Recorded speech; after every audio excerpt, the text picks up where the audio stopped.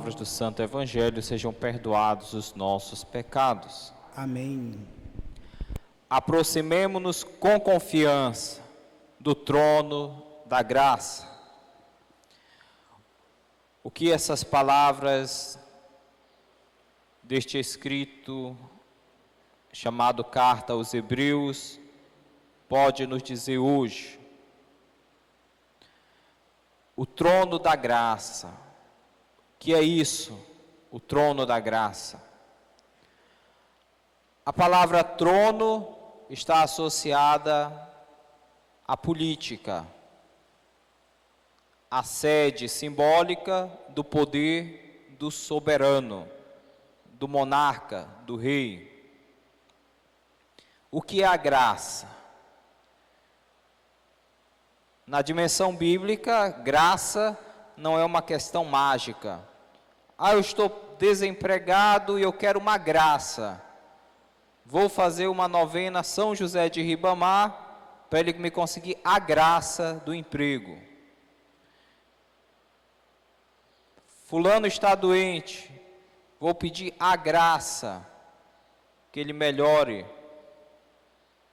etc. Perdi minhas chaves, vou pedir a Santo Antônio a graça de reencontrá-la. E assim vai, a devoção popular. Mas no sentido bíblico, quando foi escrita a Bíblia, ou seja, não no nosso tempo, não com a nossa maneira de pensar, graça não significa isso, que nós chamamos de graça com a nossa devoção aos santos e as nossas necessidades diversas. Não. O que é graça? A Bíblia nos ensina. No contexto político, por exemplo, no livro de Esther, Esther teve de ir se apresentar ao rei no momento em que ela não foi chamada, inclusive colocando a sua vida em risco, para pedir ao rei a graça. A graça que o édito que fora decretado, que o povo hebreu deveria ser assassinado, morto, exterminado, esse édito do rei fosse revogado, fosse reavaliado. Ela foi pedir pelo seu povo, para que o seu povo não fosse entregue à morte pelos inimigos políticos dos judeus.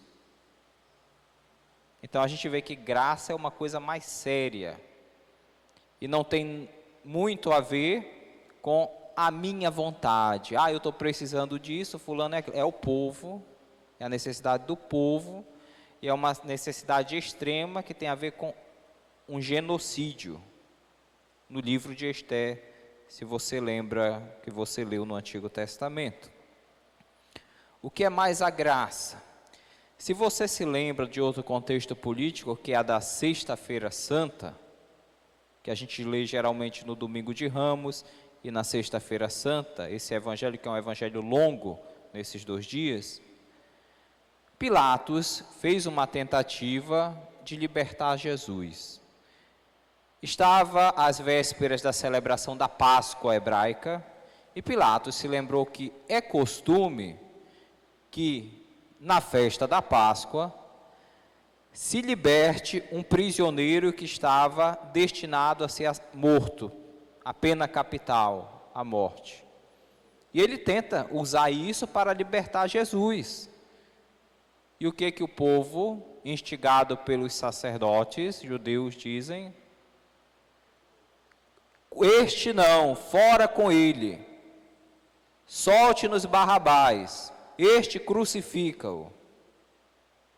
Pilatos usou uma graça para libertar alguém que estava destinado à morte. Porém, essa graça, a pedido do povo, e aqui não é o individualismo, é o povo novamente, unido, todos juntos escolhem, com as exceções de Maria e os discípulos, Barrabás e pedem a crucificação de nosso Senhor. O que é graça? A graça é algo muito sério, que é uma questão de vida ou morte. Graça significa um perdão formal. Uma graça é realmente algo de graça, que quem está esperando a pena capital, a morte, o extermínio, não espera.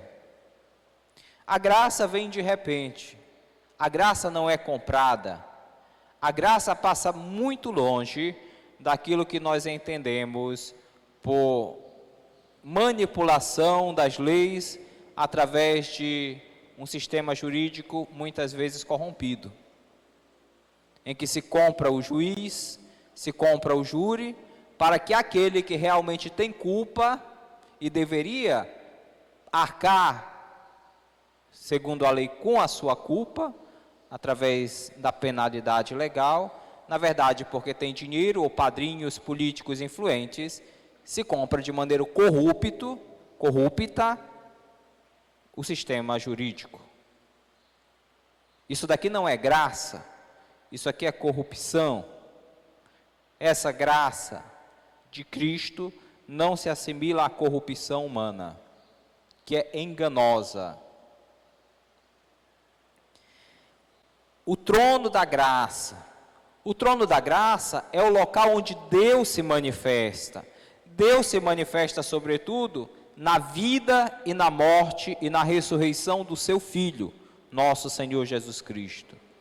O local supremo da manifestação de Deus é em seu Filho Jesus Cristo, Filho eterno, que se fez homem, igual a nós em tudo, menos no pecado, e sobretudo na cruz de nosso Senhor Jesus Cristo.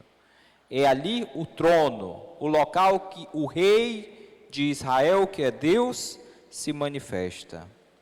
Aproximemo-nos com confiança. Confiança na Bíblia significa fé. A fé, na linguagem bíblica, não é eu decorei e creio em Deus Pai, inclusive posso dar aula de catequese, que eu sei de cor e salteado todo o catecismo e tudo que a igreja manda crer. Na Bíblia isso daqui não é fé. Fé não é uma coisa de escola, de estudar, de decorar. Eu sei explicar a Santíssima Trindade, então eu tenho fé. Até um ateu, se estudar, ele pode explicar todo o dogma da Santíssima Trindade, como a igreja definiu e os grandes teólogos definiram, e mesmo assim, depois de dar uma aula perfeita, que talvez nenhum padre, nenhum bispo, talvez nenhum papa consiga dar, mesmo assim, depois ele vai continuar sem acreditar. Então, fé não significa decorar o catecismo. Fé é relação com Deus, é amizade com Deus. Eu me confio em Deus, isso é fé na Bíblia. Abraão confiou a tal ponto, teve fé a tal ponto em Deus, que resolveu obedecer a Deus que pedia-lhe o sacrifício do seu filho único, que foi um teste. Ele não sacrificou o filho que Deus interviu. A fé se dá na amizade com Deus. Aproximemo-nos com confiança, ou seja, com fé, que é relação de amor com Deus, do trono da graça, que é nosso Senhor Jesus Cristo, o único que pode conseguir a graça da libertação, da morte eterna, do inferno, para todos nós. Como Jesus consegue isso? Ele é o sumo sacerdote. Jesus é sumo sacerdote? Não era, por acaso, historicamente, Anás e Caifás, os sumos sacerdotes? Como Jesus é sumo sacerdote? Historicamente, parece que não bate uma coisa com a outra. Jesus, na verdade, não era do clero hebreu, ele não era da tribo de Levi. Só os descendentes da tribo de Levi poderiam ser sacerdotes. Zacarias, pai de João Batista, era da tribo de Levi, por isso era sacerdote e oferecia sacrifícios no templo. Jesus era da tribo de Judá, uma tribo de guerreiros, uma tribo de políticos, que é a tribo de Davi, o grande rei. Portanto, Jesus não era sacerdote, não era do clero, ele era leigo na religião judaica. Mas por que então se insiste em dizer que Jesus é sumo sacerdote? O argumento é o seguinte: o sumo sacerdote é aquele que liga, faz a conexão entre o ser humano e Deus. O sumo sacerdote é aquele que oferece o sacrifício, o boi, o bode, a ovelha, segundo os preceitos do Antigo Testamento no templo, para pedir o perdão para o povo. É o que conecta Deus e o ser humano para pedir a graça, o perdão dos pecados. Como foi que se fez a tenda da reunião no deserto e depois o templo de Salomão e os outros templos? Moisés subiu em cima do monte Horebe e ele visualizou espiritualmente, diz o livro do Êxodo, todas as formas espirituais do santuário eterno. Ele mandou reproduzir a cópia na tenda da reunião, que foi prolongada no templo. Moisés, em cima do monte, ele viu espiritualmente a realidade. O que Moisés manda construir é uma cópia, não é a realidade. Os sumos sacerdotes da tribo de Levi e os outros sacerdotes judeus, eles entram na cópia, eles não entram na realidade que foi visualizada por Moisés. O argumento é o seguinte: Jesus, que é Deus com o Pai e o Espírito Santo e é perfeitamente ser humano, ele não oferece ovelha, boi, etc., como os outros sacerdotes. Ele oferece o seu próprio corpo na cruz, de uma vez por todas. E depois, quando ele ressuscita e ascende ao céu, ele não entra no templo de Jerusalém, que era uma cópia. Ele não entra numa tenda da reunião, que é uma cópia. Ele entra no céu, ou seja, no lugar, ou melhor, no estado espiritual, onde está Deus. Ele entra naquilo que Moisés visualizou em cima da montanha, na realidade, não em cópia. Por isso, os sumos sacerdotes judeus, segundo Hebreus aqui, são apenas símbolos passageiros de Cristo. O verdadeiro sacerdote, que oferece o único sacrifício, consegue de uma vez por todas o perdão dos pecados e entra não na cópia, mas na realidade celeste, do santuário celeste, é só um, Jesus Cristo. E os sacerdotes do Novo Testamento, os apóstolos e seus sucessores, agem em nome de Cristo e com o poder de Cristo, na pessoa dele, que é o único sacerdote. Como Jesus nos salva, o jeito de ser Messias de Jesus está na primeira leitura. A profecia de Isaías: ele nos salvará carregando nas suas costas os nossos sofrimentos, e assim justificará a muitos. Jesus sabe que o jeito dele ser Messias é através da cruz. É esse sacerdócio de uma vez por todas e real na cruz, que sempre está presente no sacramento da Eucaristia, no seio da igreja. Então nós entramos no Evangelho. Que tipo de Messias os 12 apóstolos pensam que é Jesus? Ora, se Jesus é da tribo de Davi, que é uma tribo guerreira, logicamente ele deve ser um novo Davi, que vem com a espada, com o exército, que vai fazer uma revolução, que vai expulsar os representantes e a guarda armada de Roma, que era uma impostura perante a Terra Santa, Israel, que deveria ser independente.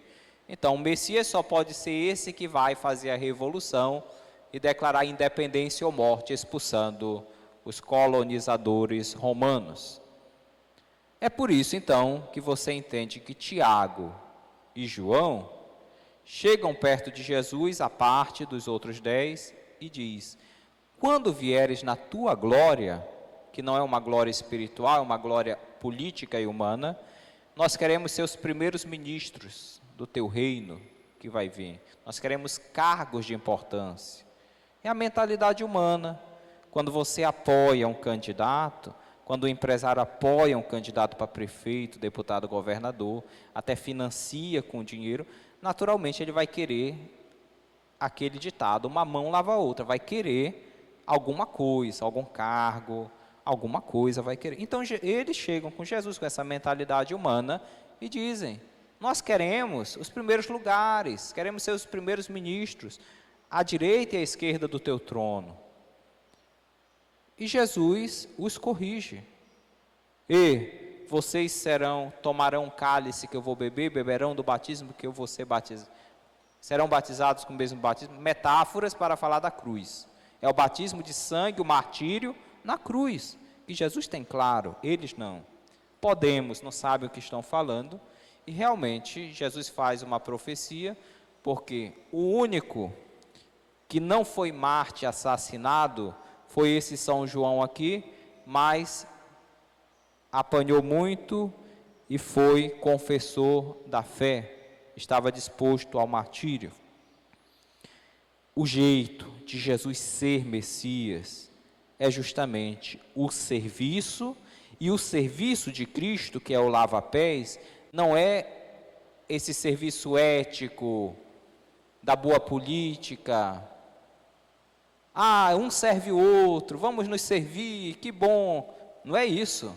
O serviço na Bíblia, o lava-pés na Bíblia, é uma metáfora para falar da cruz.